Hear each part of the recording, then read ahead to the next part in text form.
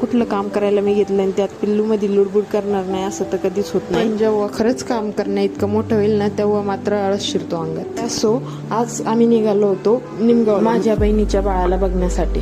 पण त्याआधी घरातली जी काही छोटी मोठी कामं होती, स्वयंपाक वगैरे सगळे आवरून घ्यायचं होतं. त्यानंतर छान असं रेडी होऊन आम्ही निघालो होतो. आणि त्यातल्या त्यात ही पुण्यातली ट्रॅफिक मधून रस्ता काढायचा प्रयत्न तर चालूच होते. सोबत शिवाची काही मस्त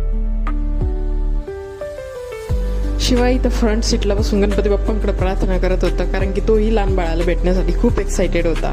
एक्साइटमेंटच्या नादामध्ये आम्ही रस्ता चुकलो आणि भलतीकडेच गेलो.